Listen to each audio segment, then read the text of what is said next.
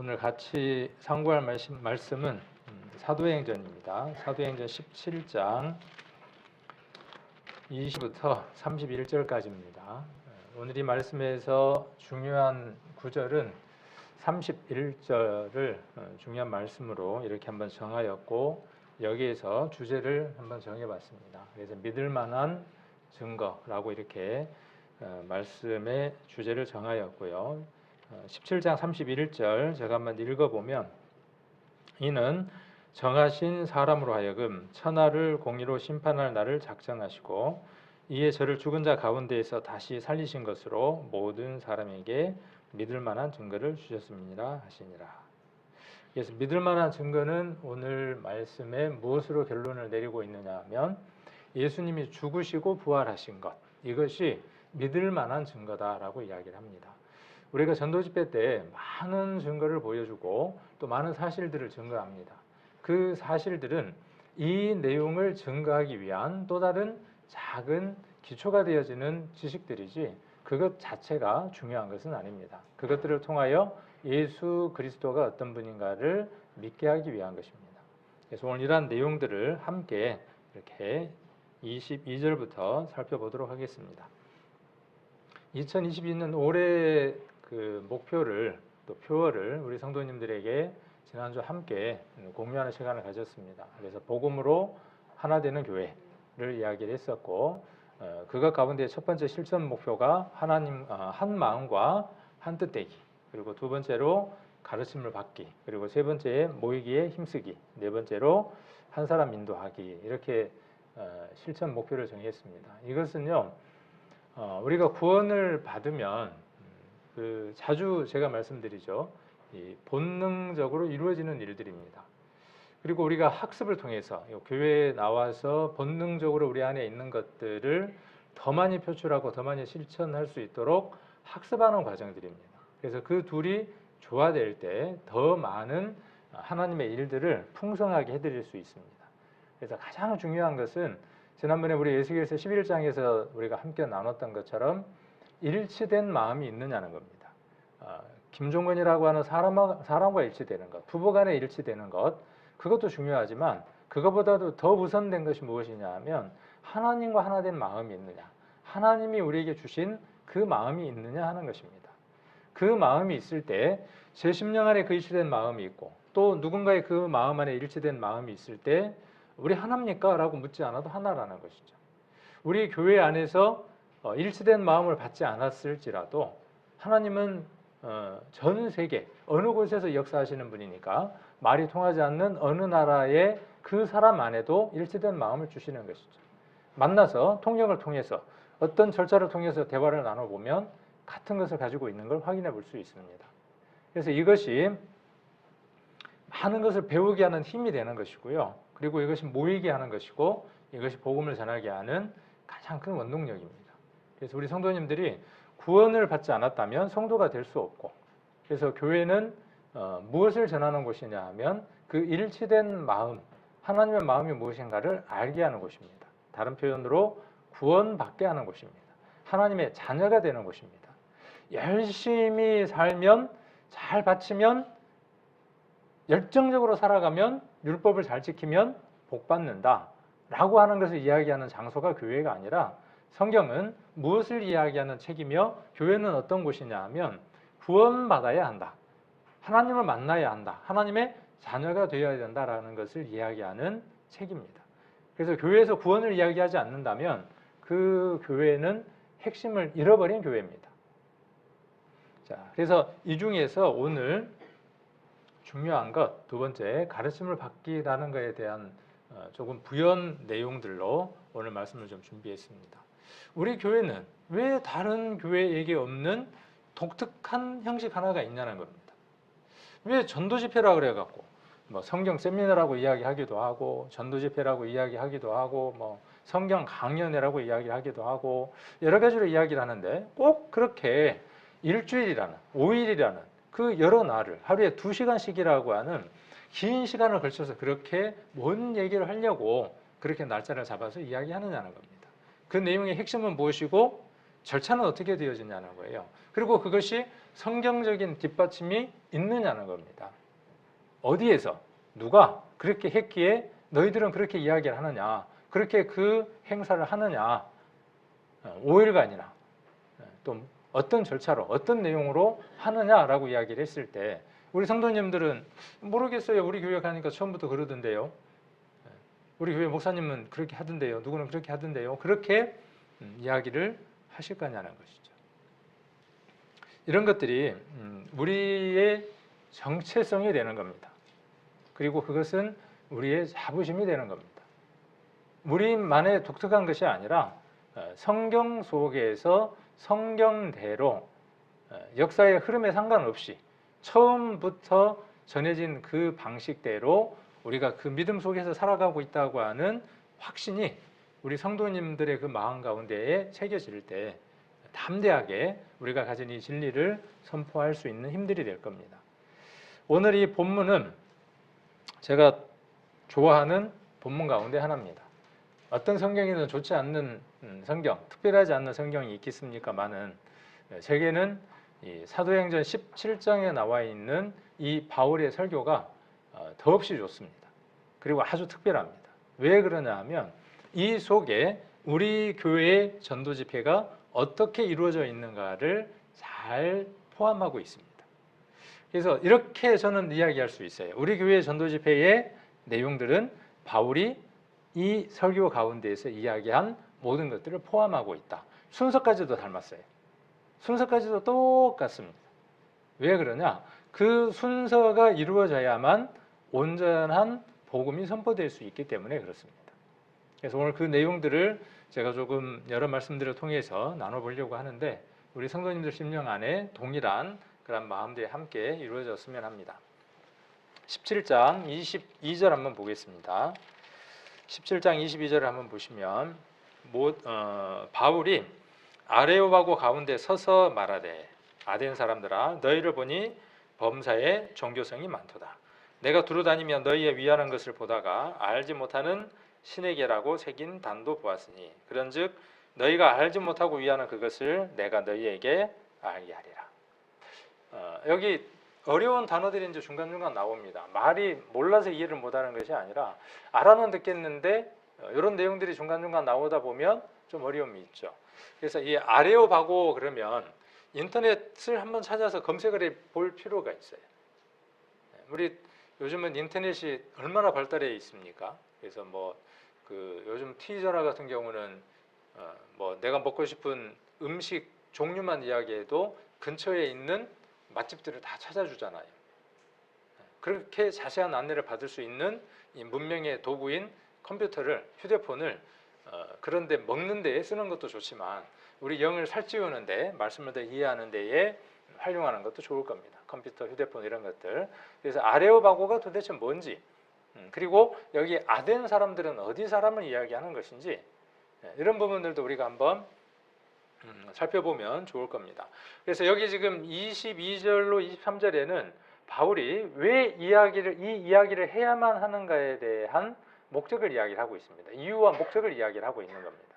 누구에게? 이 설교의 대상은 누구라는 걸 알 수 있습니까? 이 설교의 대상은 아덴이라고 하는 장소에 있는 사람들이라는 것을 알 수 있고 그들은 어떤 습성을 갖고 있다고 하는 것을 알 수 있냐 하면 종교성이 아주 많다는 걸 알 수 있습니다.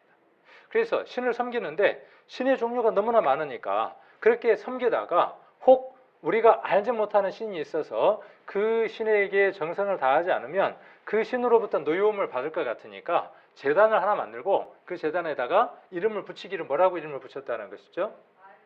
모르겠다. 이름은 모르겠지만 하여튼 네가 있으니까 네도 나한테 복을 주라. 그리고 제단을 하나 만들었다 그 말이에요. 그것에 대해서 내가 자세하게 알려주겠다라고 이야기를 하는 겁니다. 이 대목이요 너무나 기가 막히게 좋은 것 같아요 저는. 자, 그래서 이 부분을 바울의 설교라고 제가 제목을 적었고 킹제임스역 제가 이제 자주 말씀드립니다. 성경을 읽으실 때 내용들이 좀 이해가 안 되거나 그 구어체나 직역이 되어져 있는 우리 성경이 이해가 조금 어려울 때가 있어요.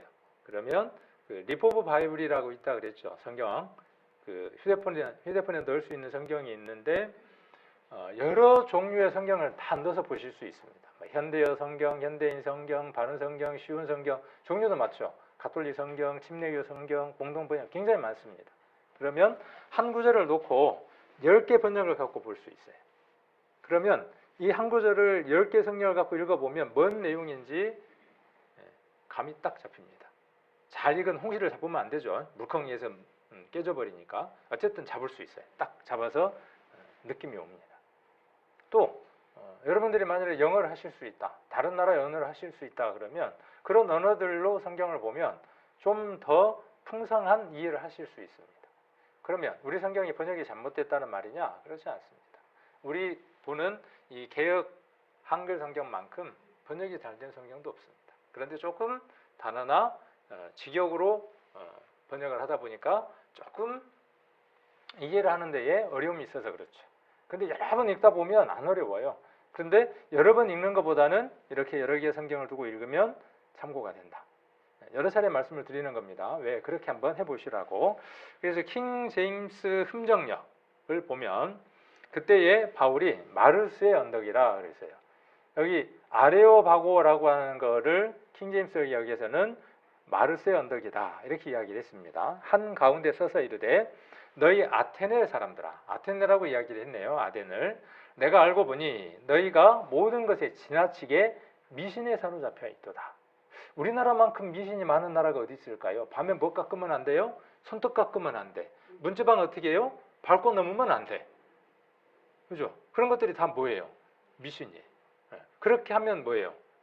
알지 못하는 어떤 존재로부터 위해를 받을 것이니까 그렇게 하지 말라고 막연하게 안 하고 있는 것이죠. 그러면 그들만 그러냐? 우리도 마찬가지다는 것이죠. 그래서 우리가 전하고자 하는 복음을 전하고자 하는 그 대상들이 어떤 사람들이죠? 이런 대상들인 겁니다. 이런 대상들에게 바울이 어떤 순서를 거쳐서 복음을 결론적으로 이야기했는지 과정들 한번 살펴보는 겁니다. 그래서 미신에 사로잡혀 있도다. 내가 지나다니며 너희가 섬기는 것을 보다가 알지 못하는 신에게라고 새긴 글이 있는 제단을 발견하였나니. 엄청 많은 거예요. 여기저기 있는 거예요. 막. 그런즉 너희가 알지 못하고 경배하는 그분을 내가 너희에게 밝히 알려주리라. 여기저기 있는 신도 참신이 아니야. 실상은. 바울은 그렇게 이야기를 하는 겁니다. 너희들이 있을 것이라고 생각하는 그 신이 있잖아. 그런데 그 신이 어떤 신인지 알아? 알고 있는 신 하나가 있는데 그 신이 계시는데 그 신은 정말 놀라운 신이야. 내가 그 신에 대해서 밝히 알려줄게. 우리 전도집회 내용이 뭡니까? 가장 먼저 이야기하는 것이 막연하게 신이라는 존재가 있을 것 같잖아. 사람 안에 뭐가 있으니까, 종교심이 있으니까. 그러니까 어떤 존재가 있을 것이라고, 그 존재가 우리에게 위해를 가할 것이라고, 또는 복을 줄 것이라고 너희들이 이렇게 하잖아. 똑같잖아요. 그런데 그런 잡신이라고 하는 사람이 만들어 놓은 신은 없어. 우리는 단언하는 것이죠. 성경도 단언하는 것이고. 누구만 존재합니까? 하나님 한 분만 존재한다고 이야기를 하는 것입니다. 내용들을 우리 전도집회하고 한번 조금씩 이렇게 비교를 해가면서 살펴보려고 하는 겁니다. 먼저 아레오바고라고 하는 것을 킹제임스 버전에서는 마르스의 언덕이다 이렇게 이야기를 했습니다. 이 마르스라는 말은 화성이라고 하는 단어 아시죠? 화성. 우리 그 별들 가운데 화성이 있잖아요. 그 화성이 뭐냐면 마르스예요. 그러니까 이 모든 그 천체라든지 어떤 것들의 이름을 붙일 때 다 어디에서 따왔는지 아십니까? 우리가 사용하는 달력 1월, 2월, 3월, 4월, 12월 달까지 달력 다 어디에서 따왔을까요? 신들의 이름들에서 가져왔어요. 우리가 사용하는 그 12 뭐죠? 그 거짓들 아니면 또 60가지의 그 이름을 제가 갑자기 모르겠는데 그렇게 사용하는 모든 것들도 다 어디에서 가져왔냐 하면 신들의 이름들에서 다 가지고 왔습니다. 차용해서 가지고 왔습니다. 그러니까 그런 그 우상을 숭배하는 사상 속에 인간들은 살아가는 겁니다. 막연하게 그런 힘을 가진 존재가 있을 것이다라고 하고 거기에다가 의미를 부여하고 신화를 만들고 그 신화에 어떤 특별한 영웅적인 존재를 만들어서 이름을 붙이고 그 이름들을 가지고 다시 어떤 사물에다가 이름을 붙이고 그것들이 복을 줄 것이라고 살아가는 겁니다. 자, 그 가운데에 지금 누가 있다는 겁니까? 아레스라고 하는 게 있다는 거예요. 아레스. 아레스라는 이름과 마르스라고 하는 이름은 같은 이름이에요. 동명이에요.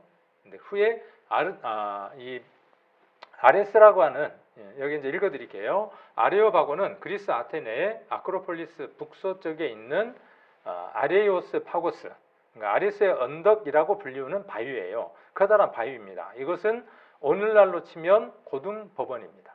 그래서 아레오바고 그러면 어떤 이름으로 이 그리스에서는 연결되어지는 관용어냐 하면 아레오바고는 법정이에요. 옳고 그름을 다투는 법정을 가리켜서 아레오바고라고 한다는 겁니다. 왜 그러면 그들이 그 법정이라고 하는 이름을 붙였겠냐는 거예요. 그리스 신화에서 온 얘기를 가지고 그 얘기를 하는 겁니다. 그래서 그리스 신화에서 전쟁의 신 아레스가 있었어요. 그 아레스가 자신의 딸 알키페를 겁탈한 포세이돈의 아들 힐리오티오스라고 하는 자를 죽였어요.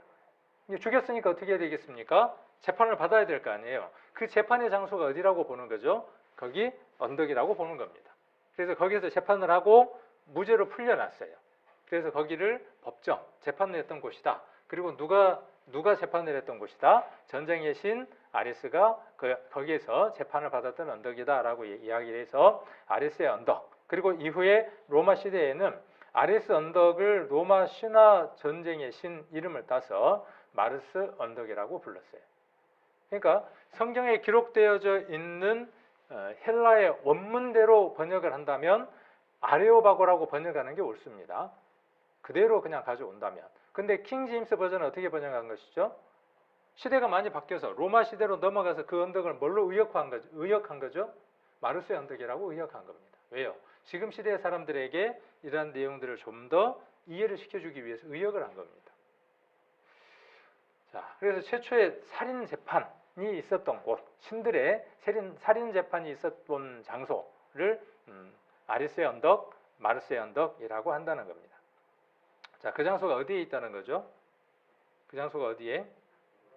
여기 아테네에 있다 그 말입니다. 이 장소는 신약 성경을 읽을 때, 특히 사도행전을 읽을 때에는 이 지도를 놓고 봐야만 합니다. 그동안에 우리가 사도행전을 비롯해서 많이 나와 있는 신약의 서신서들을 읽으면서 이 지도를 놓지 않고 읽었다. 그러면 많은 배경적인 것들을 놓치고 읽었다. 이렇게 말할 수 있습니다. 그러면 그런다고 해서 거기에 나와 있는 내용들을 이해 못하느냐? 그렇지는 않습니다. 더 풍부하게 이해를 하려면 이런 사전적인 지식이 필요하다는 것이죠. 그래서 우리 수요일날 지금 성경 공부를 쭉 하고 있는데 언젠가 그 공부를 하다 보면 사도행전에 나와 있는 1차, 2차, 3차, 4차 또 여러 가지 전도 여행에 대한 것들도 배우는 시간들이 있게 될 겁니다. 그래서 여기는 지중해입니다. 여기를 지중해라고 이야기를 하고 여기는 에게해입니다. 여기는 터키고 여기 그레테죠. 성경에는 그레데라고 이렇게 번역을 했습니다. 그레데인데 그레데에 이 섬에 사는 사람들의 특징이 있었다라고 디도서에서 이야기를 하고 있죠. 저 섬에 사는 사람들은 엄청 게으른 사람들이다. 그렇게 표현을 하고 있어요. 게으르고 그 다음에 거짓말쟁이고 악한 짐승 같고 배만 위하는 사람들이다. 이렇게 표현을 했어요. 참 그 섬에 있는 그 사람들을 두고 지금 디도서에 그렇게 표현을 했어요. 그 섬이에요. 네. 자, 그리고 이것은 바울의 2차 전도 여행을 어떻게 해놓은 거냐 하면 지도로 이렇게 표현해 놓은 것인데 어디를 보고 싶어서 지금 이 지도를 봤느냐 하면 이 고린도라고 하는 곳이 있고요. 여기가 지금 고린도가 되겠죠. 고린도가 되고 그 다음에 여기에 뭐가 있냐 하면 아테네라고 하는 곳이 있습니다. 여기는 항구 도시였어요. 그래서 많은 배들이 오고 가는 무역의 중심지였습니다. 그래서 고린도와 아테네는 바닷가에 있다 보니까 많은 사람들이 이동하다 보니까 불특정의 재앙으로부터 보호받고자 하는 강한 마음들이 자리 잡고 있던 도시들이기도 하죠. 그래서 거기에는 문명도 발달했고 학문도 발달했고 의학도 발달했던 도시이기도 합니다. 그래서 그 도시는 굉장히 복잡한 곳이에요. 고린도 교회가 그랬던 것처럼요. 그래서 그 고린도 교회 안에 많은 분란이 있었던 문제는 무엇이냐 하면 그런 지역적인 것들을 함께 포함하고 있기도 하죠. 그래서 이 아테네라고 하는 곳에는 그런 그 영향을 줄 수 있는 많은 요소들을 갖고 있는 장소입니다. 자, 여기에 마르스의 언덕이다 그랬죠. 아테네의 마르스의 언덕이에요. 여기가 지금 마르스의 언덕을 이렇게 입체적으로 그려놓은 것들을 제가 가지고 왔습니다. 여기 누가 서 있습니까? 한 사람이 서 있네요. 누굽니까? 그냥 영어식으로 읽으면 폴. 네, 폴. 우리가 이야기하는 바울. 네, 근데 어떻게 이게 폴이라고 읽혀지나요? 근데 하여튼 영어를 그대로 읽어보면 PAUL을 우리 컴퓨터에서 영어로 치고 읽어보면 바울이라고 안 읽혀지죠. 네, 어쨌든 그런 그 영어를 아니면은 헬라어로 되어 있는 그리스어로 되어 있는 것들을 영어로 가져오고 영어로 가져온 것들을 이렇게 중국어로 이렇게 번역해서 우리가 가져오다 보니까 우리는 바울 이렇게 지금 발음을 하고 있습니다. 바울이 이곳에 서서 뭔 얘기를 한 거냐 하면 지금 아까 읽었던 사도행전 17장 22절을 이야기를 한 겁니다. 왜? 그곳에 무엇이 많았기 때문에 많은 우상을 숭배했던 사람들이 있었기 때문에 높이는 377피트니까 한 115m 정도 되는 고지겠죠. 이 가야산은 몇 미터 정도 되나요? 고지가? 가보셨으니까 딱 나오네요. 얘는 고지가 한 115m 정도 되는 그런 고지입니다. 여기에서 바울이 그 이야기를 선언했어요. 선포했어요. 설교했습니다. 자, 그리고 여기는 그곳에 이제 성지순례를 간 사람들의 모습들이에요. 똑같죠? 이것하고 보시면, 요거는 이제 실제 지형이고, 요것은 이제 그것을 렌더링 해놓은 그런 모습이기도 하고요. 그리고 여기에 보면 동판이 있습니다. 그 동판에가 무엇이 새겨져 있냐 하면, 지금 우리가 읽었던 사도행전, 또 공부하려고 하는 사도행전 아까 17장 20절이죠.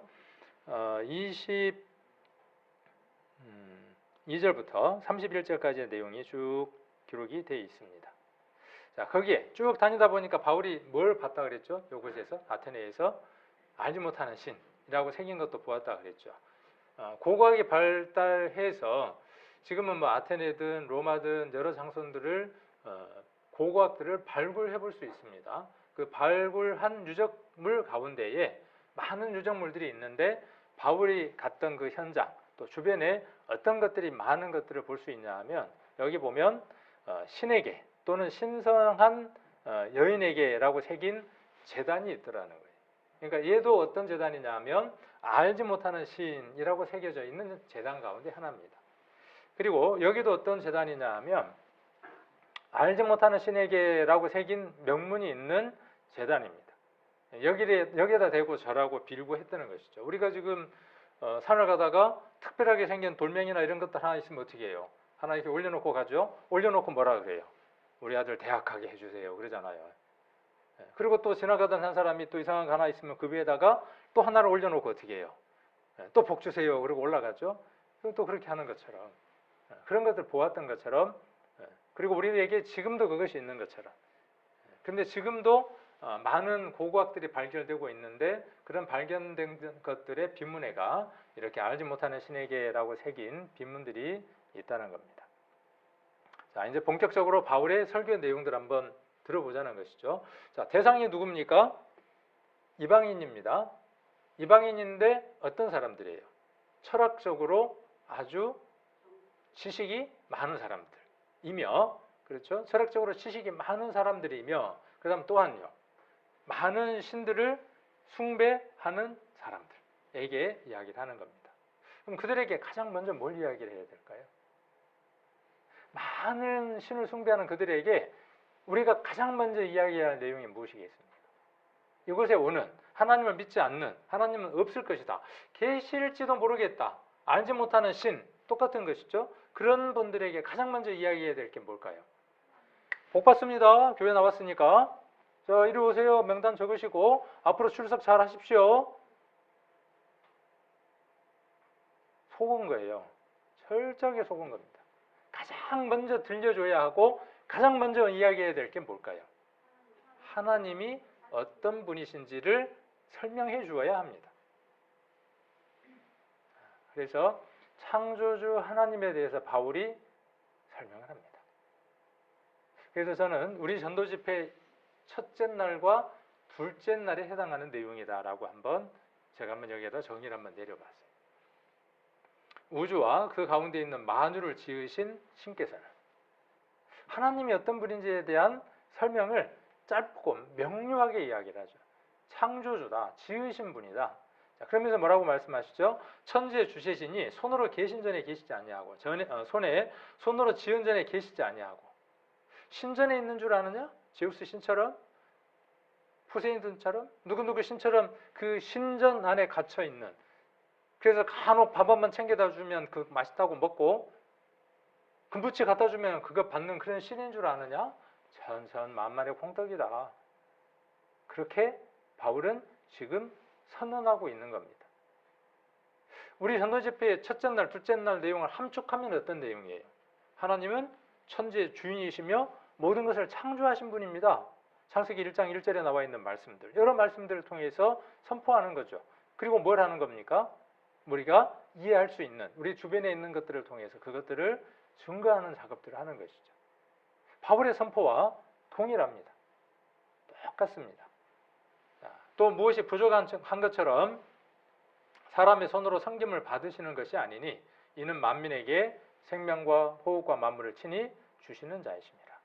우리 전도집회 때 첫날, 둘째 날 뭔 얘기합니까? 지구의 구조에 대한 이야기를 하면서 오로라가 있는 것은, 지구 안에 내핵이 있는 것은, 또 이런 토끼가 풀을 먹는데 어쩌고 저쩌고 하는 것들은 다 뭔 내용이에요? 하나님이 그 모든 것들을 번개를 통해서 식물도 주시고 모든 것들을 비를 내려서 먹게 하신다. 그 내용들이 뭔 내용들입니까? 우리가 전도집회에서 하는 내용이에요. 압축하면 뭐예요? 쫙 줄이면 뭔 얘기예요? 하나님이 천지를 창조하셨다? 그 다음 뭔 얘기하는 겁니까? 창조하시고 내버려둔 줄 아느냐? 아니다. 하나님이 지금도 어떻게 하신다? 생명과 호흡과 만물을 지금도 주시는 분이다. 그렇게 말씀하고 계시는 것이죠. 하나님은 어떤 분인 줄 아느냐? 하나님은 지구를 가지고 구슬치기 하시는 분이다. 하나님이 땅덩어리를 생각할 때 어떻게 생각하시는 분이다? 구두 닦을 때 발 올려놓는 발등상 정도로 지구를 생각하시는 분이다. 이 말씀은요, 지금 24절의 말씀은 이사야서 66장 1절부터 나와 있는 말씀들을 그대로 옮겨놓은 겁니다. 바울이 그냥 자기 하고 싶은 얘기를 그냥 이야기를 하는 게 아니라 하나님이 어떤 분인가를 말씀을 통해서 그대로 증거하는 거예요. 우리 전도집회처럼요. 똑같습니다. 그리고 모든 것들을 주신다고 말씀하고 계시죠. 자, 시편 104편 한번 보겠습니다. 시편 104편입니다.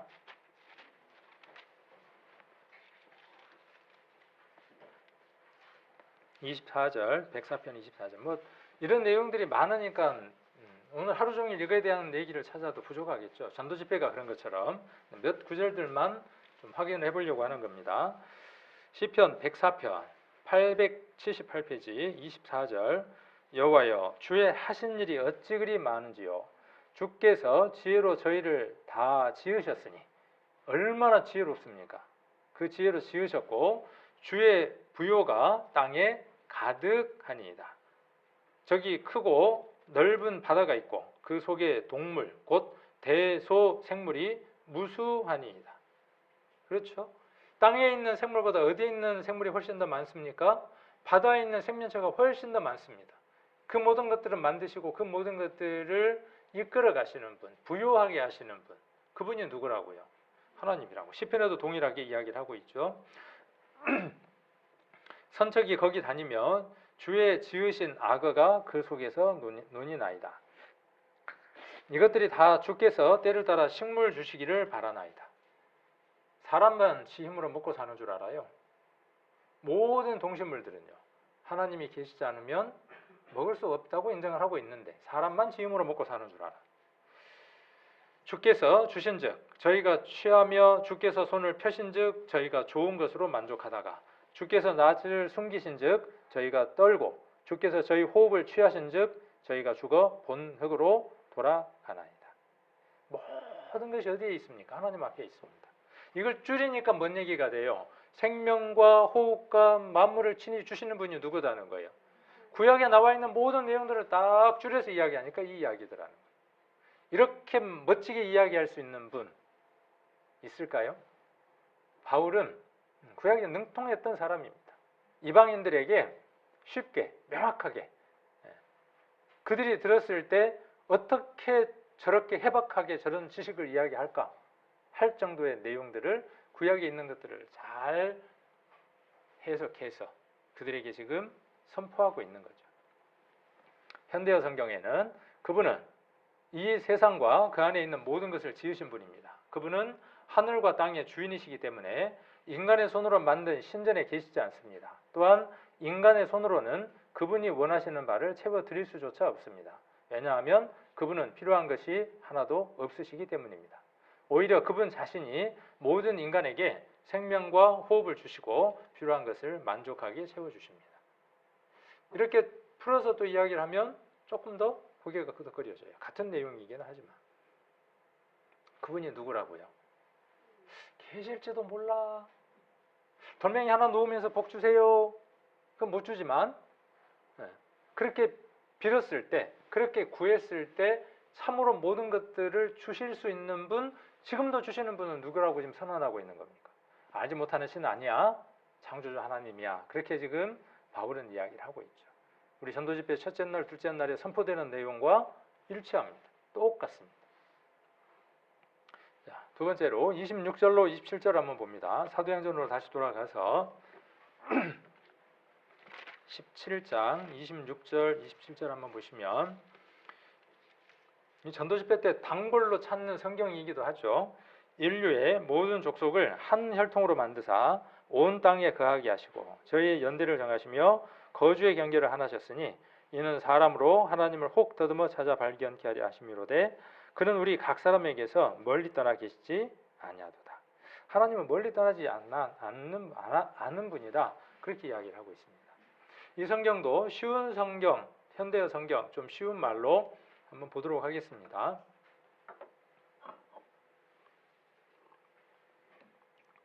그분이 하나님이십니다. 하나님께서는 이 세상에 있는 모든 인류의 조상인 한 사람 아담을 만드시고 이건 이제 의역을 한 거죠. 한 혈통으로 만들었다 하는 걸 지금 의역을 한 겁니다. 그러니까 우리가 전도 집회 때 한 혈통으로 만들었다는 이 성경 구절을 가지고 어떤 자료를 우리가 씁니까?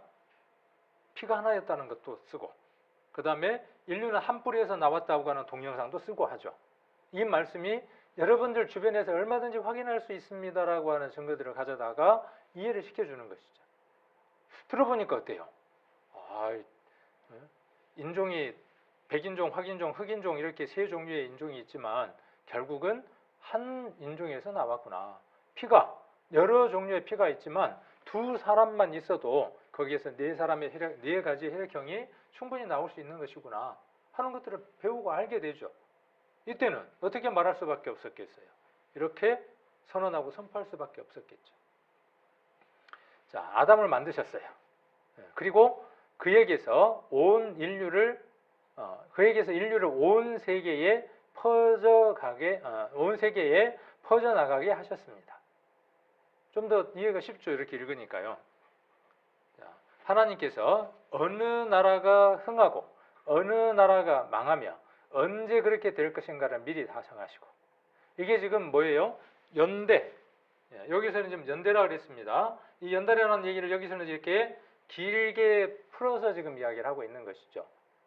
우리 전도 집회 때 뭘 배웁니까? 우리 이사야서죠. 이사야서 41장 22절에 뭐라고 우리가 성경을 통해서 배웠느냐 하면 장사 당할 일을 우리에게 진술해라.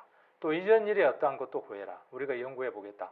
하나님은 어떤 분이냐 하면 과거, 현재, 미래에 대한 모든 것들을 정하신 분이고 그 정하였던 것을 기록해 놓은 이 성경을 통해서 우리에게 증거도 보여주시고 증언도 보여주신다는 것을 우리가 성경을 통해서 배웠죠. 전도 집회 때 뭐하고 똑같습니까? 둘째 날, 셋째 날 뭐 얘기하는 거예요? 역사에 대해서 배우는 겁니다. 똑같습니다. 그래서 여기 연대라고 하는 것은 어느 나라가 흥하고 어느 나라가 망할런지를 알려주는 겁니다. 욥기 한번 보겠습니다. 이 사도행전은 잡아놓으시고 욥기 12장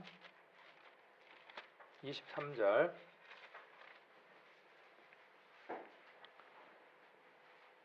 욥기 12장 23절입니다.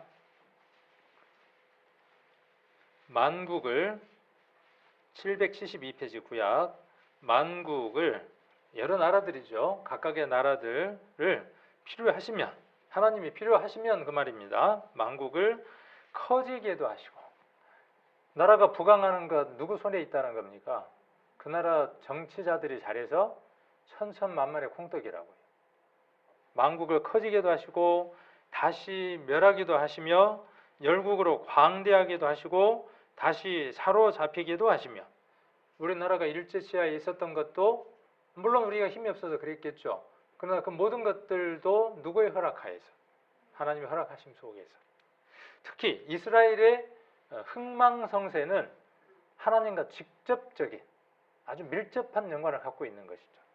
그래서 그런 것들 우리가 전도집회 때에 둘째 날, 셋째 날 시간이 있으면 더 많이 하기도 하고 없으면은 생략을 하기도 하고 그렇게 되기도 하지만 24절 만민의 두목들의 총명을 빼앗으시고 우리나라가 지금 그런가 봐요. 정치 얘기하면 안 되는데 이제 정치 얘기한 거 아니에요. 우리나라가 그렇더라 그 말이에요. 근데 우리나라만 그런 게 아니고 지금 나라들마다 이 두목들이 어때요? 두목들이 문제. 총명을 빼앗으시는 거예요. 말세 때 마지막 때가 되면 자 그리고 그들을 길 없는 거친들로 유리하게 하시며 그들이 유리하면 백성들도 함께 유리하는 겁니다. 고살픈 시간을 보내야 되는 겁니다. 빚없이 캄캄한 데를 더듬게 하시며 취한 사람같이 비틀거리게 하시느니라. 이 모든 것들이 누구 손에 있다? 하나님 손에 있다. 저희의 연대를 정하셨다. 짧잖아요. 복잡하지 않고 짧게 이야기를 했잖아요. 성경에 나와 있는 역사, 유대인의 역사는 어디와 길이 같으냐 하면 세계사와 연결되어져 있습니다. 이스라엘이 하나님을 잘 섬겼을 때에는 비록 이웃 나라가 강하였을지라도 그 나라로부터 조공을 받습니다. 근데 이스라엘이 힘이 강하지만 하나님을 잘 섬기지 못했을 때에는 그 이웃 나라들을 들어서 이스라엘을 징치케 합니다. 그것이 성경에 나와 있는 역사서입니다. 열왕기 상하, 역대 상하가 이야기하는 내용들이 그 내용들로 담겨져 있습니다. 하나님이 허락하시면 흥하고 하나님이 허락하시면 망하고 그 내용을 기록하고 있는 겁니다. 우리 수요일날 정성민 형제가 그 내용들에 대해서는 여러 차례에 걸쳐서 우리가 설교를 하고 잘 배웠습니다. 짧게 이야기하면 저희의 연대를 정했다는 거예요. 이스라엘의 연대가 정해져 있는 거죠. 그래서 우리가 잘 아는 것처럼 5대 제국이 있죠. 그 5대 제국은 성경에 나와 있는 연대와 정확하게 맞물려 갑니다. 아시리아가 있었고 바벨론이 있었고 페르시아가 있었고 헬라가 있었고 로마가 있었습니다. 하나님은 미리 다니엘이라고 하는 사람을 통해서 인류의 역사가 어떻게 이루어질 것인가를 자세하게 예언해 주셨습니다. 그 예언대로 역사가 진행됐고 지금도 그 예언대로 역사가 움직이고 있습니다. 그런 내용을 배우는 게 어떤 것이냐면 우리 전도집회 때 둘째 날, 셋째 날 배우는 겁니다. 여기는 짤막하게 이렇게 이야기를 하고 있죠. 저희의 연대를 정하셨다. 짧게 이야기를 하는 거죠. 거주의 경계를 한해놨다. 자, 그렇게 하신 목적이 있다 그 말이죠. 자, 이 모든 일을 행하신 목적은 여기 노란색입니다. 이 모든 일을 행하신 목적은 왜 하나님 이렇게 하셨냐? 그런 모든 역사라든지 사람이 살 수 있는 경계라든지 이런 것들을 왜 정해놓으셨냐? 그 목적은 사람들이 하나님을 더듬어 찾기만 하면 만날 수 있도록 하기 위한 것이었습니다. 사실 하나님께서는 우리들 누구와도 멀리 떨어져 계시지 않습니다. 우리에게만 하나님이 멀리 떨어져 계시는 게 아니고 하나님은 어떤 사람과 멀리 떨어져 있지 않다는 걸 알려주기 위해서 거주의 연대를 정하고 저희의 연대를 정하고 거주의 경계를 한해놓은 것이죠. 그래서 이는 사람으로 하나님을 혹 더듬어 찾아 발견케 하려 하심이로되 그는 우리 각 사람에게서 멀리 떠나 계시지 않도다. 시편 139편을 보시면 시편을 쓴 시인이 이렇게 고백하는 걸 볼 수 있습니다. 시편 139편 1절입니다. 여호와여 주께서 나를 감찰하시고 아셨나이다. 주께서 나의 앉고 일어서심을 아시며 멀리서도 나의 생각을 통촉하시오며 나의 길과 눕는 것을 감찰하시며 나의 모든 행위를 익히 아시오니 여호와여 내 혀의 말을 알지 못하시는 것이 하나도 없으시니이다. 좀 더 내려가서 8절 내가 하늘에 올라갈지라도 거기 계시며 음부에 내 자리를 펼지라도 거기 계시나이다. 내가 새벽 날개를 치며 바다 끝에 가서 거할지라도 곧 거기서 주의 손이 나를 인도하시며 주의 오른손이 나를 붙드시리이다. 하나님은 바다에도 하늘에도 땅에도 깊은 땅 속에도 계시지 않는 곳이 없다. 내가 그곳에 있다고 할지라도 하나님은 나와 함께 하신다. 내가 누울 때도 앉을 때도 내가 말할 때에도 행할 때에도 다 아신다.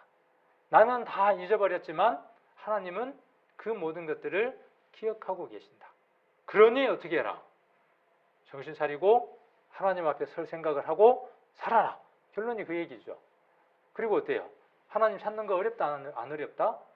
아까 모든 것들을 다 창조하시고 모든 것들을 이끌어가고 계시고 우리 곁에 바로 계시는데 찾으려고만 하면 간단하게 한번 이렇게 만지면 만져주는 분이 하나님이다. 우리 전도 집회를 듣고 하나님 발견 못하면 참 신기해요. 저는 손에다가 쥐어주고 입에다가 끊어주는데도 그걸 씹어 먹지를 못하고 만지지를 못하는 걸 보면 왜 그럴까요? 왜 그럴까요? 그분들이 잘 아시겠죠. 우리도 그런 때가 있었을까요? 물론 있었습니다. 왜 그랬을까요? 라는 생각을 하면서 우리도 그런 때가 있었을 때를 생각을 해보면 내 고집과 내 지식과 내 자아가 컸을 때, 다른 표현으로 이 표현은 성경에서 무엇으로 이야기하느냐 하면 내가 나의 주인이 아니라 내 주인이 따로 있었던 시절이 있었어요. 그 주인이 있다는 사실을 발견해야만 나를 내려놓을 수 있어요. 내가 나의 주인이라고 생각하는 것은 속고 있는 거예요. 속은 거예요. 여전히 내가 알고 있다. 나는 잘 살펴보니까 하나님은 없더라. 내가예요. 근데 실은 누가 그렇게 지금 속이고 있는 거죠? 나를 지배하고 있는 그 자가 나를 그렇게 속이고 있는 겁니다. 그래서 우리는 그 사이에 사단이 누구인지에 대한 것들도 우리가 알 수 있도록 전도 집회 때에 함께 살펴보는 시간을 갖죠. 자, 그 다음 28절로 29절입니다. 사도행전 다시 돌아갑니다. 바쁘면 안 찾으셔도 되겠죠. 눈치가 있으시면 여기 뒀으니까. 그러나 찾아서 한번 확인하시면 더 좋겠습니다. 그리고 관련된 성경도 거기다 메모를 해두시고 또 복습도 하시면 좋겠습니다. 28절 우리가 그를 힘입어 살며 기동하며 있느니라. 너희 시인 중에도 어떤 사람들의 말과 같이 우리가 그의 소생이라 하니 이와 같이 신의 소생이 되었은즉 신을 금이나 은이나 돌에다 사람의 기술과 고안으로 새긴 것들과 같이 여길 것이 아니니라. 이 얘기는 뭔 얘기냐 하면 천지를 창조하신 그 하나님, 그렇게 광대하신 하나님을 금이나 은이나 돌에다가 그렇게 사람의 기술로 고안으로 새겨놓은 그것에다가 하나님을 비교하면 된다 안 된다? 백기놈들 어디다가 갖다 댈 게 있지? 지금 그렇게 바울이 책망하고 있는 거예요. 너희는 어떤 존재다? 그러면서 너희는 어떤 존재다고 이야기를 하는 거예요. 너희는 신의 소생이다. 신의 소생이다. 너희의 원래의 신분은, 원래의 정체는 신의 자녀다 그 말이에요. 하나님의 자녀다 그 말이에요. 하나님의 형상대로 지원받은 아주 독특한 존재야. 이걸 우리는 셋째 날, 넷째 날 풀어서 뭔 얘기를 하는 겁니까? 죄에 관한 이야기를 하는 것이죠. 왜 우리가 죄인이 되었는지, 무엇 때문에 죄인이 되었는지를 상세하게 설명을 해주는 겁니다. 우리가 어디에서 힌트를 얻었을까요? 처음 이런 그 프로그램을 만든 분이 여기에서 힌트를 얻었는지는 모르겠어요. 그러나 우리가 결론적으로 보면 이 내용들을 가지고 우리가 이야기를 하고 있는 겁니다. 때로는 하루 동안, 때로는 이틀 동안 1시간 반이나 2시간 반씩 많은 말씀들을 바울이 그렇게 인용해서 설명하고 있는 것처럼 우리는 이 동일한 내용을 이야기하기 위해서 우리는 어떤 존재인가, 우리의 정체성이 무엇인가를 알려주기 위해서 하나님 우리 인생을 왜 창조했는가를 알려주는 것이죠. 그런데 어떻게 되어졌습니까? 그런데 어떤 존재가 됐습니까? 이렇게 신을 찾지 못하는, 신을 알지 못하는 타락한 인간이 되어졌음을 바울은 지금 책망하고 있는 거죠. 바로 잡으라고 이야기를 하고 있는 것이죠. 이 말씀은 사실 누가 먼저 말씀하신 것이냐 하면 시편에서 아삽이 먼저 이야기를 했어요. 아삽이 이야기를 했고 그 아삽이 이야기를 한 것을 예수님이 인용을 했어요. 그렇게 아삽과 요한이 인용한 것을 바울도 어때요? 함께 여기에다가 짧게 28절, 29절에서 인용하고 있는 것이죠.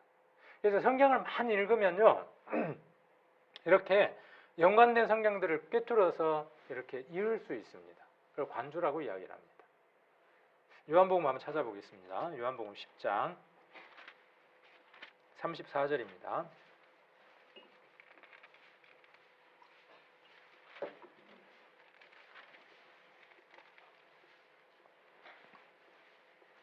(10장) 34절입니다. 10장 34절, 35절 같이 한번 읽겠습니다. 예수께서 가라사대 너희 율법에 기록한 바 내가 너희를 신이라 하였노라 하지 아니하였느냐.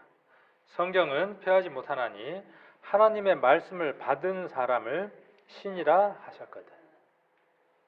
명료하죠. 바울이 뭔 얘기를 하고 싶어 하는지 잘 우리가 이해할 수 있습니다.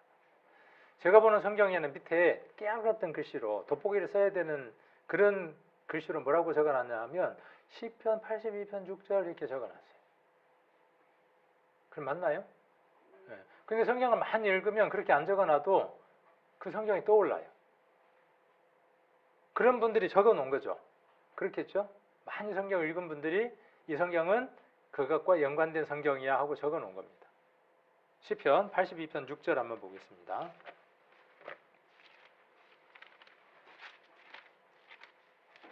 (82편) 6절 내가 말하기를, 이 말씀을 누가 인용한 겁니까? 아삽의 시를 예수님이 인용한 거예요. 율법에 그랬어요. 율법에 그렇게 이야기를 하고 있죠. 그러니까 시편도 율법, 하나님의 말씀이다 이렇게 정의를 내린 걸 볼 수 있습니다. 시편 82편 6절 내가 말하기를 너희는 신들이며, 신은 누가 신이에요? 여기서 이야기하는 신은 무엇입니까? 지금 하나님 그 신을 이야기하는 겁니까? 아니에요. 어떤 사람이 신입니까? 하나님의 말씀을 받아서 하나님의 말씀이 그 안에 깨달은 바 되어져 하나님의 자녀가 되어진 사람을 가리켜서 바울은 소생이라고 이야기를 했고, 예수님 뭐라고 말씀하셨냐 하면 신이다 그렇게 예수님 말씀하고 계시는 거죠. 그리고 아삽도 지금 뭐라고 이야기하는 겁니까? 그들이 신이다 그 말이에요. 하나님의 말씀이 부음받은 사람이 다 지존자의 아들들이에요. 지존자, 지극히 높으신 분의 아들이에요. 우리가 그의 아들이잖아요. 자, 아들들이라 하였으나 그런 존재예요 우리가. 근데 지금 바울은 뭐라고 이야기를 해요? 너희가 그런 신의 소생인데 지금 현재 꼬라지를 보라는 거예요. 어떤 분이 너희의 아버지인지도 모르고 그 얘기잖아요. 너희 아비는 예수님 말씀하시기를 누구다? 마귀다. 지금 너희 아비 마귀다. 그렇게 이야기하는 것처럼, 지금 그렇게 우리 전도집회 때 이야기하는 것처럼, 셋째 날, 넷째 날 이야기하는 것처럼 바울도 동일하게 이야기를 하고 있는 겁니다. 지금 어떤 꼬라지가 됐다는 거예요. 원래 하나님의 자녀인데 망가지고 고장나고 비틀어져서 어떤 상태다는 거예요. 하나님의 자녀였다는 사실을 잊어버리고 살아가지 않느냐. 아버지가 누군지를 모르고 살아가는 거예요. 그러니까 뭐예요? 아버지도 아닌데 지금 뭐라고 이야기를 하는 거예요? 우리 아버지하고 비슷하게 생겼을 거니까 뭐라 그래요? 아무나 보고 여기도 아버지, 저기도 아버지. 다 아버지라고 부르는 거예요. 다 아버지라고. 아버지는 한 분밖에 없는데. 그 말이 맞아요? 틀려요? 세상에 아버지가 많습니다. 제 말이 맞습니까? 틀렸습니까? 세상에 아버지가 많아요. 근데 우리 아버지는 아니에요. 누군가의 아버지일 수는 있어도 내 아버지는 아니에요. 내 아버지는 한 분밖에 계시질 않아요. 하나님은 한 분밖에 계시지 않습니다. 실상 세상에는 신이 없습니다. 하나님 입장에서는 신은 없어요. 인간들이 신이라고 의미를 부여하고 거기에다가 섬기고 있을 뿐이에요. 없어요.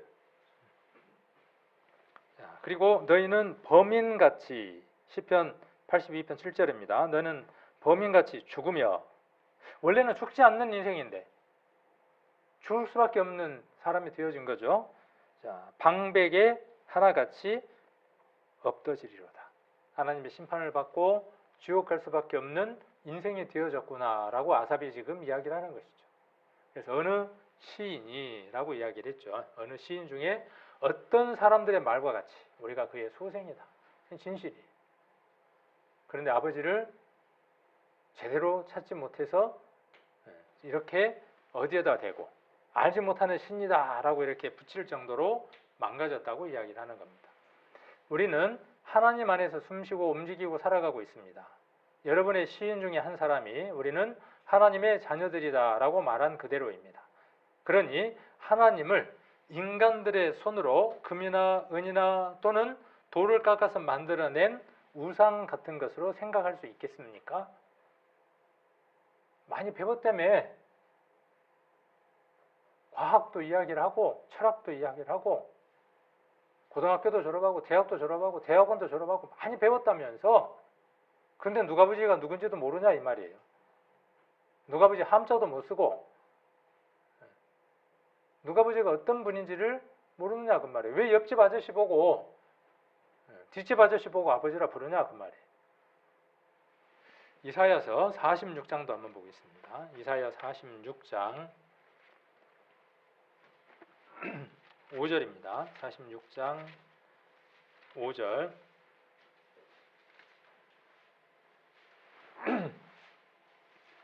그래서 죄 중에 가장 큰 죄가 무엇으로 우리는 전도집회 때 이야기를 하느냐 하면 우상숭배입니다.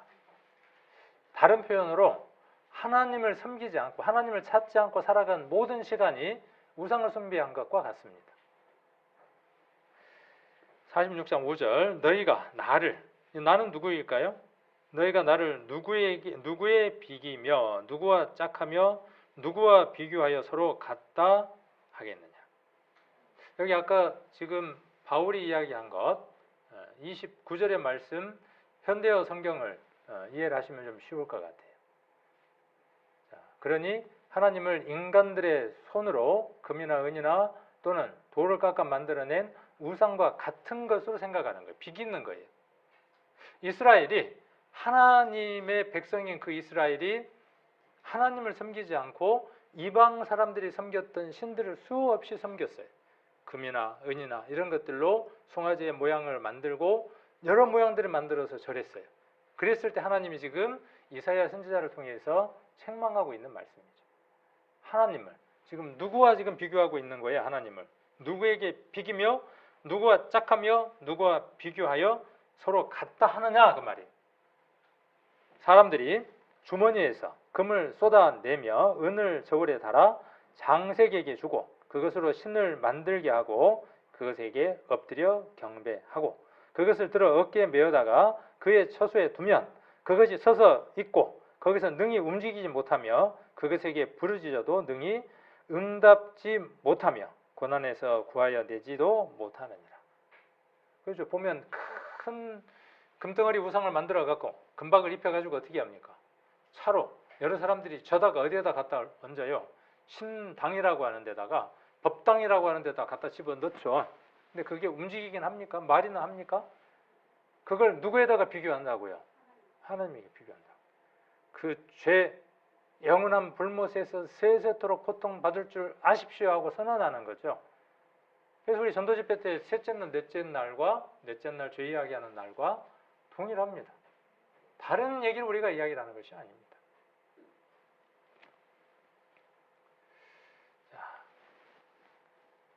사도행전 17장 30절 31절 심판과 회개와 구원에 대한 결론적인 내용을 이야기를 합니다.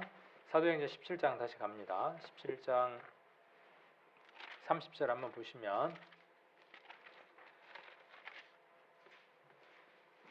알지 못하던 시대에는 하나님이 허물치 아니하셨거니와 이제는 어디든지 사람을 다 명하사 회개하라 하셨느니라. 우리 넷째 날 이야기하는 게 뭐예요? 회개하라는 거예요. 회개. 그대로 있으면 죽는다. 죽을 게 작정되어 있기 때문에 회개하고 살아라. 그렇게 선언하는 거죠. 회개하라 하셨으니 이는 정하신 사람으로 하여금 천하를 공의로 심판한 날을 작정하시고 예수님은 예수 그리스도를 믿지 않는 모든 사람에게 심판이 올 것이라고 선언한 분이 예수 그리스도죠. 그래서 죄에 대해서 의에 대해서 예수님이 선언하셨죠. 죄라는 건 뭐예요? 죄는 저를 믿지 않는 게 죄예요. 의라고 하는 것은요. 주님께서 부활하신다는 사실을 선언하고 있는 것이 의라고 하는 것이다. 라고 예수님이 우리 요한복음에서 이야기하는 것들을 우리 성도님들은 잘 알고 계실 겁니다. 자, 그래서 31절 이는 정하신 사람으로 하여금 천하를 공의로 심판할 날을 작정하시고 이에 저를 죽은 자 가운데에서 다시 살리신 것으로 모든 사람에게 믿을 만한 증거를 주셨음이니라 하니라. 여기도 현대어 성경을 보니까 지금까지는 하나님께서 이런 인간의 무지함을 참아주셨습니다. 지금까지 참고 계시는 거예요. 지금까지. 자, 그러나 지금은 누구든지 다 우상을 버리고 여러분 안에 각각의 여러 가지의 우상들이 있는데 알지 못하는 신이라고 하는 것을 섬길 정도로 많은 것들을 찾는데 그것을 버리고 여기 노란색 하나님께 돌아설 것을 명령하고 계십니다. 회개라는 말을 여기서는 이렇게 번역을 했습니다. 회개라는 말을 우리가 이렇게 오해할 수 있어요. 잘못했습니다. 다시는 제가 그렇게 죄를 안 지으랍니다. 잘못했다니까요. 그렇게 뉘우치는 것으로 회개라는 단어를 오해할 수 있습니다. 회개라는 단어 안에는 그것과 함께 제가 제 삶이 잘못됐음을 발견했습니다. 뉘우칩니다. 그리고 함께 뭐냐 하면 내가 그 길에서 방향을 바꾸어서 등을 졌습니다. 라는 말이 회개의 바른 의미예요. 내가 그 삶으로 돌아가지 않겠습니다. 그 삶을 반복하지 않겠습니다가 회개예요. 구원받은 사람은 어떻게 살아야 하는 겁니까? 이전의 삶과 다른 삶을 사는 사람이다라는 말이 회개한 사람, 구원받은 사람이라는 의미이기도 합니다. 그래서 하나님께로 돌아선 거예요. 하나님과 눈이 마주친 거예요. 이전에는요. 뒤통수가 하나님 눈과 마주치고 있었고 이제는 어떤 사람? 하나님과 눈이 마주친 사람이 회개한 사람이에요. 명령하셨어요. 이는 그분께서 한 날을 정하사 그날에 자신이 정하신 그 사람을 통하여 세상을 의로 심판하실 터이기 때문이다. 그분께서 그 사람을 죽은 자로부터 살리심으로써 모든 사람들에게 그 일에 대한 확실한 증거를 주셨느니라 하니라. 그래서 확실한 증거는 무엇이라는 것입니까? 예수님이 죽은 자 가운데에서 3일 만에 부활하신 것, 이것이 뭡니까? 확실한 증거입니다. 사도행전 조금 앞으로 넘어가서 18절 한번 보겠습니다. 사도행전 17장 18절. 어떤 에비구레오와 스도이고 철학자들도 바울과 쟁론할세 혹은 이르되 이 말장이가 무슨 말을 하고자 하느냐 하고 혹은 이르되 이방 신들을 전하는 사람인가 보다 하니 이는 바울이 뭘 전했는가 한번 보십시오. 바울이 전한 내용이 자 여기 뒤에 같이 읽겠습니다. 이는 바울이 예수와 또 몸의 부활 전함을 인함이라. 이해를 못하는 거예요. 못 받아들이는 거예요. 바울이 전한 내용의 핵심이 무엇이냐 하면 그것이 고린도전서 15장 15장 1절로부터 쭉 설명이 되어져 있습니다. 바울이 전한 것이 무엇이냐 하면 예수예요. 예수가 죽으셨다, 장사됐다, 부활하셨다. 그리고 뭡니까? 그것처럼 우리도 부활한다예요. 휴거라고 하는 사건이 있을 것이라는 거예요. 자, 이 내용이 뭐냐면 바울이 전한 내용의 핵심이에요. 그래서 믿을 만한 증거는 어떤 것이냐 하면 인류 역사상 죽었다가 3일 동안 장사되고 다시 살아나는 사람이 있더냐 그 말이에요. 없더라 그 말이에요. 고린도전서 15장 한번 봅니다. 고린도전서 15장 1절입니다. 형제들아 내가 너희에게 전한 복음을 너희로 알게 하노니 신약 281페이지 이는 너희가 받은 것이요 또 그 가운데 선 것이라. 2절 너희가 만일 나의 전한 그 말을 굳게 지키고 헛되이 믿지 아니하였으면 이로 말미암아 구원을 얻으리라. 여기 구원을 얻는 겁니다. 구원은 살아가면서 차차 받는 게 아니라 구원은 어느 날 얻는 거예요. 어떻게 해서 얻는 겁니까? 여기 지금 바울이 전한 어떤 내용이 있는 거예요. 바울이 전한 어떤 내용이 뭐예요? 오늘 들은 내용이에요. 그러죠? 오늘 지금 우리 전도 집회 때 첫째 날, 둘째 날, 셋째 날, 넷째 날, 다섯째 날 이야기하는 그 내용들이에요. 그 내용들이 누가 전한 내용이에요? 바울이 전한 내용이에요. 시간이 많이 지나다 보니까 많은 사실들이 밝혀져서 그 내용이 많아졌을 뿐이에요. 바울이 아레오바고 위에서 외쳤던 그 내용들이 우리가 지금 일주일 동안 이야기하려고 하는 내용들을 담고 있다 그 말이에요. 자, 그러면서 3절에 내가 받은 것을 어떻게 하면 구원받느냐 그 말이에요. 받은 것을 먼저 너희에게 전하였노니 이는 성경대로 그리스도께서 우리 죄를 위하여 죽으시고 이게 핵심이죠. 그리스도께서 왜 죽으셨냐? 몰라. 12월 25일이 됐는데 예수님이 십자가 못 박혀 돌아가시는 걸 보면서 불쌍해, 짠해, 안 됐어. 자기하고는 아무 상관이 없어. 그런 사람들도 있어요. 여기 답을 이야기를 하고 있죠.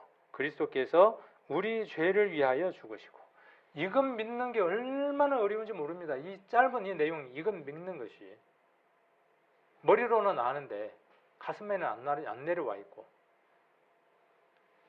자, 그리고 장사 지낸 바 되었다가 성경대로 사흘 만에 다시 살아나사 자, 그리고 많은 증인이 있다 그 말이에요. 5절의 내용은 게바에게 보였고 12 제자에게 보였고 6절에 뭐라 그래요? 500여 형제에게 일시에 보여줬고 지금 태반이 거의 모든 사람들이 살아있어. 이건 예수님이 죽으시고 장사되고 부활하셨다고 하는 것은 증인이 있어. 그리고 기록된 성경이 있어. 성경대로 그렇게 이야기를 하고 있는 겁니다. 이걸 내가 전했다는 거예요. 전도 집회 때 뭘 전하려고 하는 겁니까? 우리 교회 좋다고 자랑하려고 하는 겁니까? 아닙니다. 이 내용 전하려고 하는 겁니다. 이 내용을 믿지 못하고 이 내용을 발견하지 못하고 교회 생활을 하는 것은 참으로 어리석은 거예요. 안타까운 거예요. 그래서 이 내용이 중요한 겁니다. 사도행전으로 다시 돌아가 봅니다. 사도행전으로 돌아가서 자 이렇게 이제 선포를 했습니다. 선포를 다 했습니다. 우리도 전도 집회를 통해서 5일 동안 선포합니다. 무엇을 기대합니까? 여러분들 뭘 기대합니까? 좀 새로운 사람들이 구원받았으면 좋겠어. 그렇죠? 그래서 어떻게 했으면 좋겠어요? 간증도 하고 막 힘있게 좀 살아갔으면 좋겠어. 전도 집회 좀 자주 합시다. 그러면 저부터도 어떠냐면 끝나고 나면 새로운 사람이 없는데 그렇게 하면 180일 텐데 그러면서 어때요? 그러면 가능한 한 많이 모아갖고 자주 하지 말고 딱 모아갖고 한참에 합시다. 맞는 것 같은데 그 방법보다는 어떤 방법이 더 나으냐 하면 자주 하는 거예요. 자주. 자, 왜? 결론을 한번 봅니다. 17장 한번 보겠습니다. 사도행전 17장 32절 저희가 죽은 자의 부활을 듣고 혹은 자 저희가 죽은 자의 부활을 들었어요. 못 들어본 얘기죠. 죽은 자가 부활할 것이라는 거예요. 예수님이 부활하신 것처럼 우리도 언젠가 부활할 것이라고 이야기를 합니다. 교회를 수십 년을 다녔는데 지금까지 이 부활에 대해서 들어본 적이 없고 내가 이 부활에 참여할 것이라고 하는 확신이 없다면 믿음이 없는 겁니다. 바른 믿음을 가진 게 아닙니다. 성경은 이것을 말하고 있는데 잘못 알고 있는 겁니다. 자, 그렇게 전했더니 세 부류가 나옵니다. 어떤 부류인지 한번 봅시다. 한 부류, 혹은 기롱하기도 하고 첫 번째 사람이에요. 아이고, 사람이 어떻게 다시 산다냐? 웃기고 있네. 예수님이 어떻게 부활한다냐? 웃기고 있네. 성경에 말하는 거 참 허무맹랑한 얘기네. 한 부류입니다. 듣고 그 다음 또 한 부류. 어떤 부류입니까? 혹은 이 일에 대하여 내 말을 다시 듣겠다 하니 그래도 좀 낫네. 한 번 더 이야기해 주세요. 한 번 더 이야기해 주세요 하는 사람이니까 좀 나은 거네. 자, 그 다음 33절. 이에 바울이 저희 가운데서 떠나매 34절. 몇 사람이 그를 친히 믿으니 몇 사람이 그를 친히 믿으니 그 중에 아레오바고 관원 디오누시오와 다마리라 하는 여자와 또 다른 사람들도 있었더라. 결과는 세 가지로 나눠졌죠. 기록하는 사람들도 있고, 그 다음 또 어때요? 한번 더 들어볼까 하는 사람도 있고, 또 어떤 사람도 생겼습니까? 믿는 여러 사람들이 생겼습니다. 한 번 집회 때에는 기록하는 사람들만 있을 수 있고, 한 번 더 들어보려고 하는 사람들도 있고, 또 다음 집회 때에는 여러 사람이 구원받는 일들이 하나님이 구원받는 사람의 수를 더하시는 거니까 우리는 그때까지 계속 이 일을 반복하는 겁니다. 자, 이것을 정리를 한번 해보도록 하겠습니다. 바울의 설교를 정리를 해보면 크게 세 단락으로 한번 나눠볼 수 있어요. 그래서 하나님에 대해서 말하고 있고요. 그 다음 사람과 죄에 대해서 이야기를 하고 있고 예수님과 구원에 대해서 이야기를 하고 있습니다. 이것이 사도행전 17장 22절로 31절까지의 내용입니다. 그런데 베드로도 사도행전에서 설교를 합니다. 베드로도 전도 설교를 해요. 베드로의 설교는 초장 사도행전 앞에 2장에 기록되어 있습니다. 베드로의 설교의 대상은 누구냐? 바울의 설교의 대상은 누구였느냐 하면 이방인이었습니다. 그런데 2장을 보시면 베드로의 설교의 대상은 누구냐 하면 한번 사도행전 2장을 한번 보겠습니다. 2장 14절 한번 봅니다. 베드로가 11 사도와 같이 서서 동역자들이 있었네요. 한 사람이 아니라 사도들이 함께 섰네요. 소리를 높여 가로되 대상이 있죠. 유대인들과 예루살렘에 사는 모든 사람들아 이 일을 너희로 알게 할 것이니 내 말에 귀를 기울이라. 이 일은 뭐예요? 이 일은 예수 그리스도께서 십자가에서 죽으시고 부활한 그 사건을 이야기하는 것이죠. 이 일. 이 일에 대해서 지금 누구에게 말하고 싶다는 거죠? 유대인들에 대해서 이야기하고자 하는 거예요. 자, 그래서 특별한 걸 보면 16절부터 한번 봐보십시오. 이는 곧 선지자 요엘로 말씀하신 것이 일러스되. 뜬금없이 바로 성경을 찾아갖고 너희들 요엘서 많이 읽었지? 우리 요엘서 많이 읽어보셨습니까? 많이 못 읽어봤어요. 근데 유대인들은 많이 읽어봤겠죠. 요엘서를 이야기를 하는 겁니다. 자, 그 다음 또 뒤로 넘어가서 25절을 봅니다. 또 다윗이 저를 가리켜 가로되. 다윗이 한 얘기를 인용합니다. 또 뒤로 넘어가서 보시면 34절에도 보시면 다윗이 한 얘기를 시편에서 한 얘기를 인용을 합니다. 이들에게는 뭔 얘기를 하느냐 하면 너희가 오리라고 한 메시아가 누구인지 잘 알고 있지 않느냐? 구약에 메시아가 누구인지 상세하게 설명하고 있지 않느냐? 그래서 첫 번째 설교의 대목이 뭐냐 하면 구약에 예언된 메시아가 누구인지 알고 있지 않느냐라고 바로 선언을 합니다. 설교의 내용이 다르죠. 왜요? 대상이 다르니까. 목적이 다르고 대상이 다르니까 인용하는 성경들이 전혀 달라지는 걸 볼 수 있습니다. 자, 그래서 뭘 회개하라 그러냐? 그를 죽인 죄를 회개하라고 선언합니다. 23절 한번 봅니다. 23절.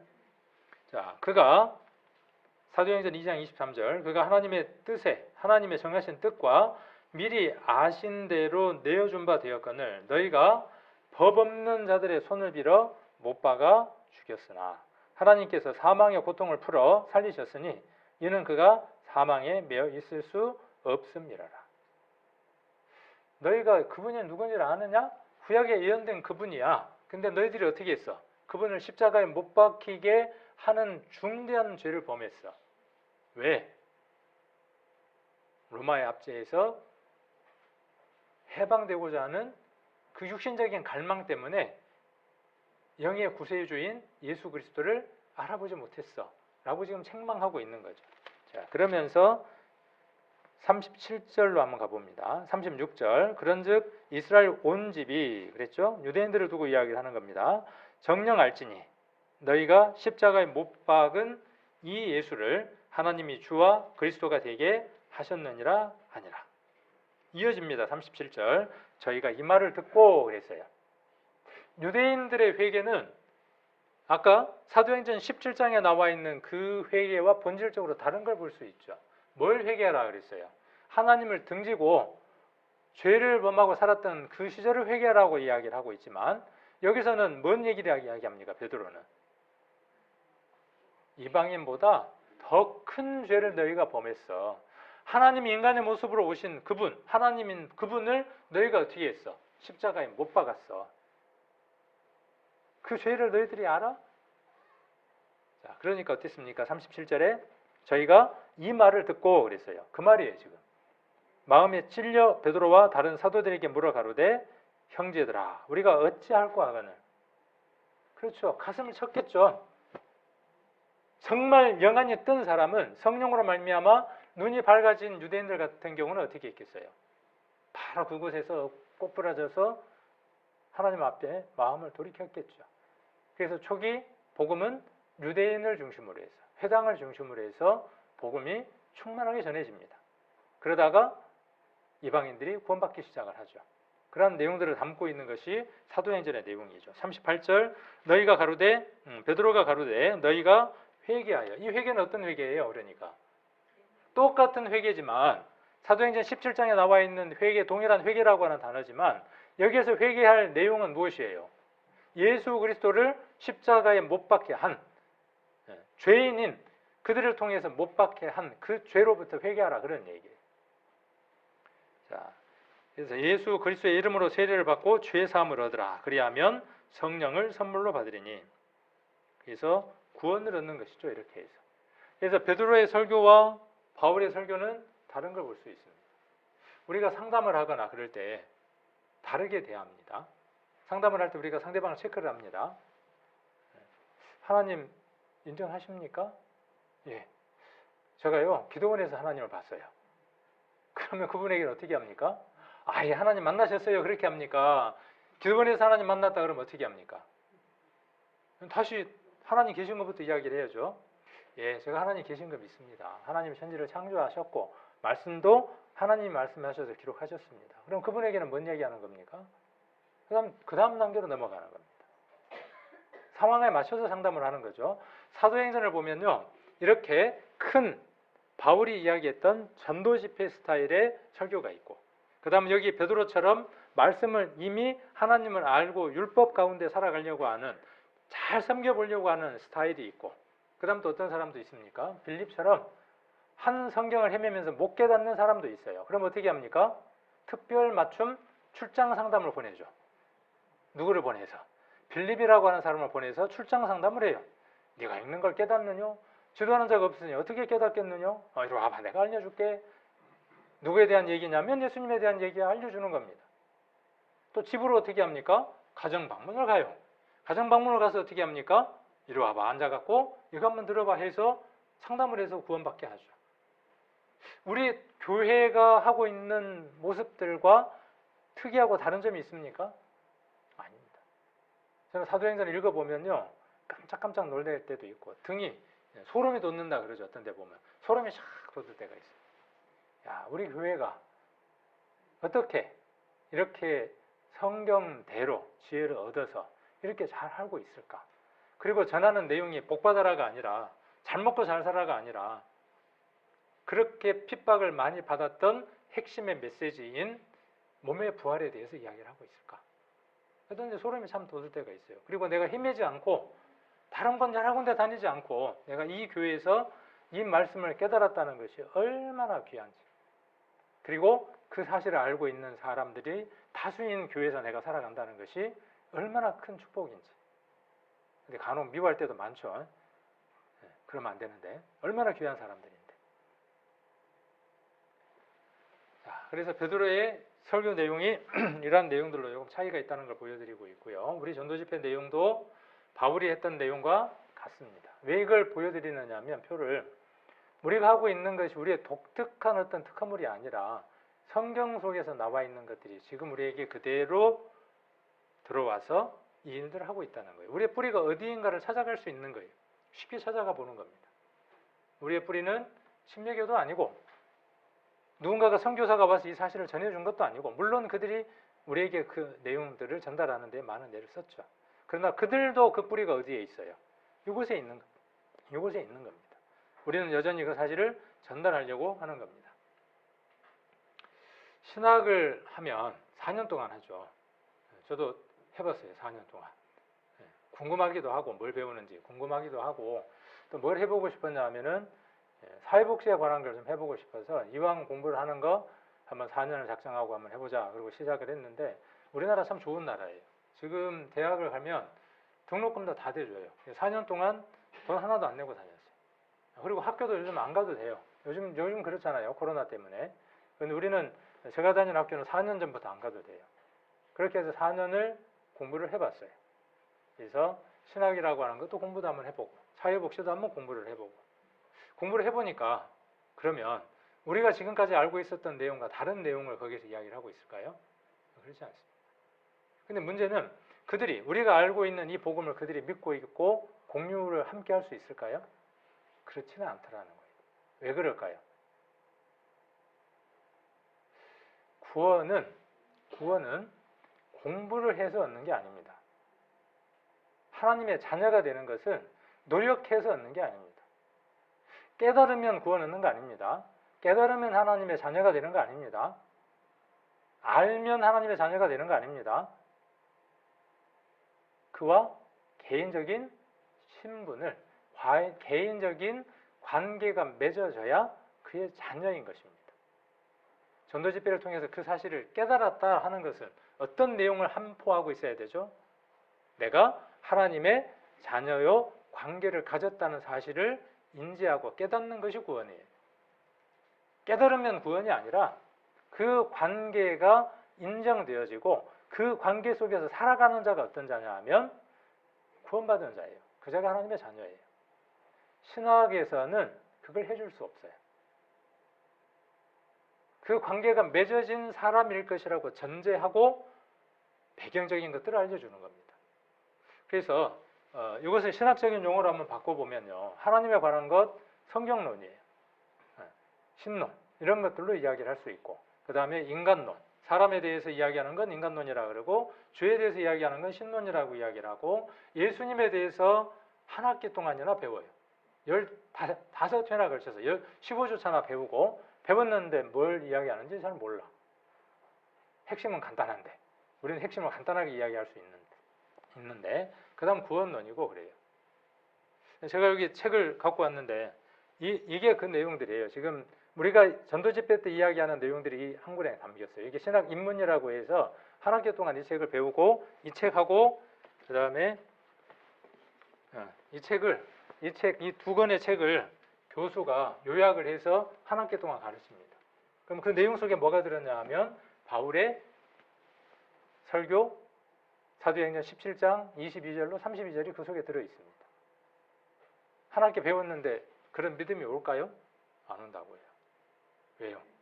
성령으로 그의 심령 가운데에 예수 그리스도가 누구인지 죄 사함을 얻게 하는 메시아라고 하는 사실을 성령으로 말미암아 깨닫지 못하면 아무 관계가 없습니다. 그러니까 무익합니까? 제가 하는 게? 단답형으로 무익하다 그렇게 답하기는 어려워요. 이미 이 내용을 알고 있는 사람에게는 아주 유익한 시간이 될 수도 있습니다. 그래서 저는 우리 교회 형제님이든 누구든 시간이나 여건이나 이런 것들이 되시는 분들은 공부를 한번 해보셨으면 좋겠어요. 같이 공부를 하면서 했으니까 또 이러이런 부분들 이렇게 문제가 있고 이러이런 부분들은 우리와 동질감이 있습니다라고 배워나가면 훨씬 더 우리 교회를 튼튼하게 세워나가는데 도움이 될 겁니다. 저는 이렇게 표현을 합니다. 신학이라고 하는 것은 뼈대다라고 이야기를 합니다. 옛날에 그 진흙으로 된 그 공작물을 과제물을 내야 되잖아요. 옛날에 제가 거북이를 만들어서 공작물을 냈거든요. 진흙을 갖고 와서 거북이를 만들려고 하는데 큰 거북이를 만들고 싶어요. 진흙을 갖고 그냥 막 이겨서 만들면 어떻게 되느냐 하면 형체가 만들어졌다가 팍 버그러져 버려요. 있는 듯 하다가 형체가 무너져 버리거든요. 제일 먼저 뭘 하느냐 하면 철사나 나무를 가지고 와서 뼈대를 만듭니다. 거북이 모양의 뼈대를 먼저 만들고 거기에다 어떻게 하느냐 하면 진흙을 가져와서 살을 싹 바릅니다. 그러면 멋진 모양의 거북이, 이순신이 탔던 거북선도 그렇게 만들 수 있죠. 모양으로 화점을 내는 거죠. 그런데 만일 거기에서 뼈대가 돌출되면 어떻게 돼요? 뼈대가 밖으로 나오면 그 작품 버린 거예요. 뭐가 밖으로 나와야죠?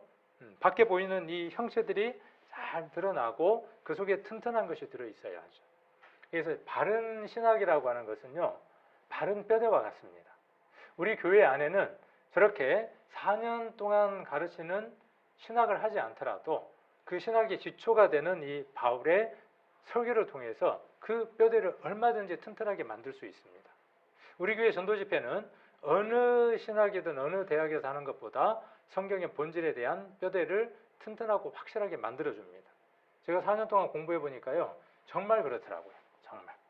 제가 그동안에 교회 안에서 배운 것들은 그 어디서도 얻을 수 없는 확실한 것들을 배웠더라고요.